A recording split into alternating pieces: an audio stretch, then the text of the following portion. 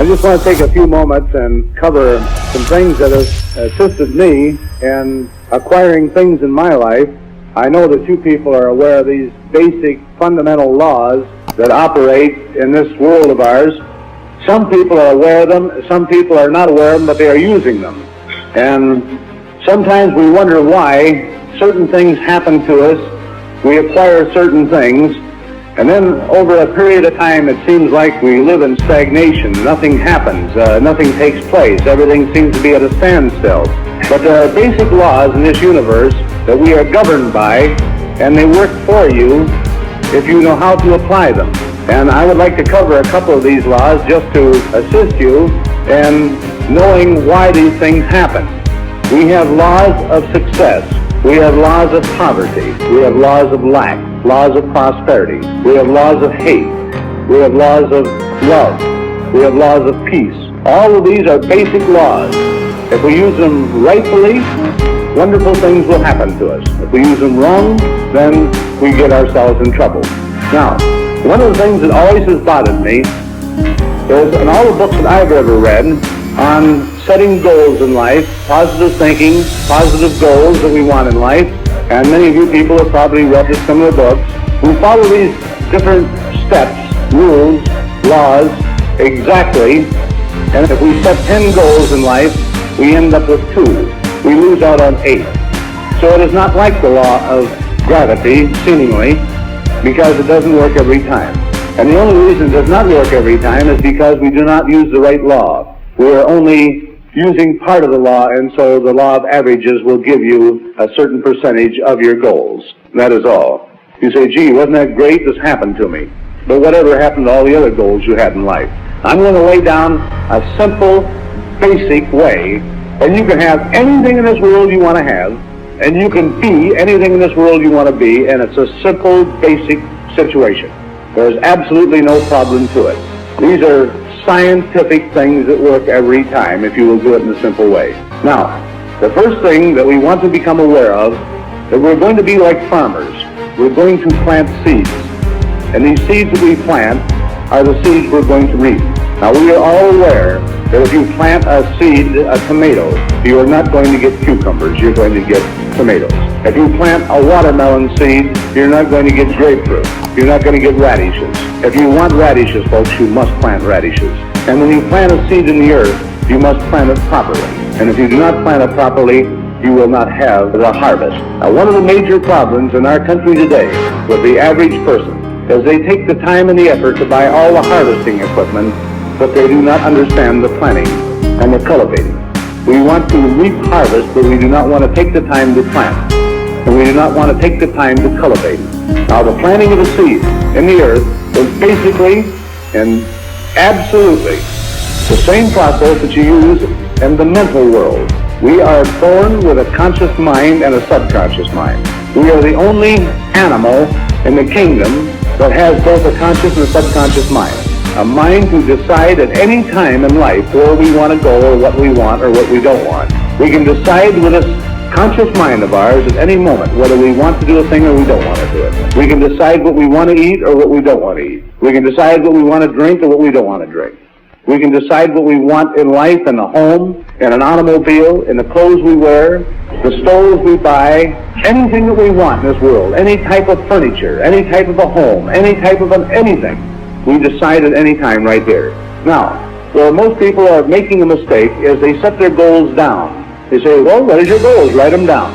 So the fellow sits down, he says, I want a car, I want a house, I want some furniture, I want some new clothes, I want some money, and this is the way they set their goals. Now, folks, if we had a whole group of seeds, let's take apple seeds. We had 50 different types of apple seeds, and we just grabbed any one of them out, so we want apples. We throw them in the ground, they come up, and they say, gee, those are green apples, I wanted red ones. Well, that's because you just picked any type of an apple seed. You didn't describe it. So we must learn to define. Now, you've heard of the word of visualizing, that you have to learn to visualize things. And when you visualize something, this is the thing you're going to bring in your life if the visualization is strong enough. And we're always visualizing things in our life. But our tendency is to visualize negative situations. Now, the reason for visualizing negative situations is because, folks, let's not kid ourselves, we are living in a negative world. If I ask somebody, I says, by the way, Joe, how do you feel today? He says, good, fine. The next day I asked him how he feels, and he says, I feel terrible. I have had a pain in my stomach, and I ache all over, and he goes into you think he was an actor. He can describe a negative situation in his body so wonderful. But when he feels good, he just says fine. How come people, when they feel fine, they don't say, I feel great, I feel wonderful. I feel so great that I expect all the wonderful things in the world to happen to me today. In other words, have a little feeling when you talk about the good things in life. I say, how are you doing in business? The guy says, fine. Then if he has a bad day, I says, how are you doing? He says, lousy. Oh, let me tell you, we're just having a terrible time. Did you read that article the other day? It took me several hours to find it, but it was on the back page down at the bottom in fine print, but I located it. People like negative things. They seem to vibrate with them for some strange reason. They don't want things that are negative in their life, but they keep insisting on talking about them. And they can paint the most beautiful picture of loss and lack. And the funny thing about creating things, folks, we are creators. Nothing comes to us. Everything comes through us, from us. Everything in this world that happens to us comes from here, not out here. And everything that you have in your life is exactly what you designed. The dress you're wearing, the coat you're wearing, the tie you're wearing, the necklace you're wearing, the home you're living in, the neighbors you got, the friends you got. But what I'm saying is that everything we attract is what we are. And what I am speaks so loudly, I cannot hear what you say. And what you are speaks so loudly, I cannot hear what you say. You see, everything that you have is the things that you've created. So be careful about what you create. Be careful. It's hard to visualize a thing. But you see, we have to learn to describe things. Now, I'm going to go through a description of a thing because this is very important in your lives, folks. Please listen and please try to remember what I'm saying. You can change your life that quick into everything wonderful. You can have everything wonderful happening to you if you use these basic, simple little things. Now, I'm going to describe a thing that, an automobile. I'll talk about an automobile because an automobile is easy to describe, and then people can comprehend it very quickly and very easily. And I'm not going to talk about a Chevrolet. I'm going to talk about a Cadillac. And every time I talk about a Cadillac, folks, I'm not describing the Cadillac per se. I'm talking about a Cadillac idea. The Cadillac idea in the clothing, in the homes, and the things that you really desire deep within you. And I'm not talking about something that you say, well, I got to have money to have a Cadillac. I'm not talking about money. It is not necessary that you have money to have a Cadillac. There's many wonderful things can happen to you where these things can come to you from very unusual sources. Many wonderful things can happen to you. If you believe in the thing that I'm talking about, and if you can do and go through the process I'm talking about, your incomes will be doubled, tripled, quadrupled. The one thing that I had in my mind, that I had defined in my mind, was a red Cadillac convertible. I never owned a Cadillac in my life. Now, you probably don't want a red Cadillac, but I wanted one. And I defined that thing right down to its socks, and the end result was I had me a red Cadillac convertible, and my income increased to a point where it cost me nothing. This is visualizing. This is a positive attitude towards the things you want. Too many people stop their dreams because they start thinking about the thing that is not necessary in order to have it. I say to somebody, do you want a new Cadillac? The guy says, I want one, but I can't afford it. I said, it has nothing to do with affording it this minute. I just want to know what you really want. Most people are afraid to define what they want in life. They're afraid to define it. They're afraid it's going to cost them something. But if you're making $1,000 a month right now, and you could double your income to $2,000 a month, you could have your Cadillac, you could have 2 Cadillacs, you could have 5 Cadillacs. So you don't have to worry about the income. I'm just talking about a principle now. The Cadillac, what do you do about it? I say, Pete, what would you like to have? He says, a Cadillac. Now, don't forget, folks, I'm going to give it to him. I'm going to give it to him. So he has nothing to worry about. No money, no nothing. So I says, Pete, what do you want? He says, a Cadillac. I says, fine, Pete. Now, this is where people make their mistakes. I says, I got a nice 1936 beat-up model downstairs. I'll give it to you. He says, I don't want a 36 model Cadillac. I says, you just told me you wanted a Cadillac. He says, I want a 62 Cadillac. I says, why didn't you tell me, Pete? Why didn't you tell me? This is the way people set their dreams. They just say, I want a Cadillac. Do you want an orange one or a green one? He says, I want a red one. Now he's starting to define. And you know, it's very difficult to define up here in your mind. The best thing to do is to get a piece of paper, folks, and start defining on a piece of paper. A 1962 Cadillac, a red Cadillac, convertible, I'm just describing one car now. You can have any kind of car you want. A red Cadillac 1962 convertible with a white top, red and white upholstering, a red floor rug, white wall tires, electric windows, air conditioning unit. Guys, how much does that cost? He says, don't worry about it, you're going to get it for nothing. The guy says, I'll take it then. So now he says, I'm going to put everything down then, shouldn't I? And he says, that's right. Describe it right down to the T. So he goes right through his Cadillac and he describes it, everything about this Cadillac that he wants. And when he gets all through, the perfect visualization is up here now, because he has described it. When you write it, you start seeing it. So he gets the picture up here by writing it down here. This is how you define things that you want in this world. So he gets it all defined. When he gets that Cadillac completely defined in his mind, he's got the seed. He hasn't planted it yet.